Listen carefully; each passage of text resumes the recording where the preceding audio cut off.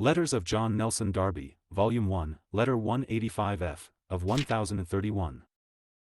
p. 317, from the French.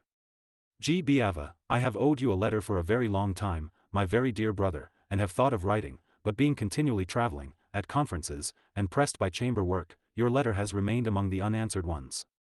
At length I take up my pen, and be assured that my silence has not been from want of goodwill or of interest, for indeed your letter interested me much, as news of the brethren always does. My stay of 2 or 3 days here, after a conference, gives me a little time to answer you. I know something of the dolce far, but of the dolce far niente little comes to me. Still there is rest in God, and we do not fail to enjoy it, and there one has nothing to do but to enjoy. This gives strength, too, for work. Be of good courage, dear brother, in God's appointed time we shall reap, if we faint not, for his strength is made perfect in weakness. Our brethren have a good deal of independence, but I have always found that with a little affection one could make one's way happily with them. One could wish that there were a little more order sometimes, but there is a good foundation. However, it is Jesus who can do all, and his grace that does it. In connection with your work, dear brother, seek the Lord's face and lean on him. When the body is not robust one is in danger of doing it as a task, as an obligation, and the spirit becomes a little legal, or one yields to weariness, and is discouraged before God. Work is a favor which is granted us. Be quite peaceful and happy in the sense of grace, then go and pour out that peace to souls. This is true service, from which one returns very weary, it may be, in body, but sustained and happy. One rests beneath God's wings, and takes up the service again till the true rest comes. Our strength is renewed like the eagle's. Ever remember, my grace is sufficient for thee, and my strength is made perfect in weakness.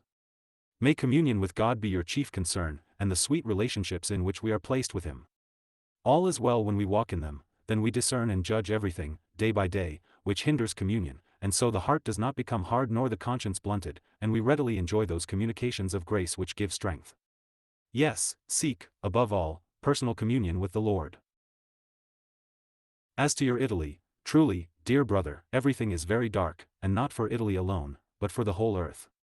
The world will soon no longer be enough for the ambition of man, but that will be checked by him who has the right to do it. England, hitherto so prosperous, is in difficulty, like all the other countries. American affairs tend to her destruction, with France it is still more so, and also in Austria, Poland, and Turkey. Here the artisans are out of work. Then enormous preparations for war are being made everywhere. What a small thing is the wisdom of man. But what of that? The Lord is coming, and we belong to heaven. In the church there is neither Greek, barbarian, nor Scythian. We are Christ's servants, sure of our Master's victory, a victory which will give peace to the whole world, meanwhile, in the place where he has set us, witnesses to the peace which God gives even now. The love and grace of God which set us in close connection with heaven, fill our hearts, and we know how to carry to distracted and suffering souls that calm and peace which nothing in this world can destroy. We are not of the world, as Jesus was not of the world. Our life comes down from heaven and returns thither as to its source.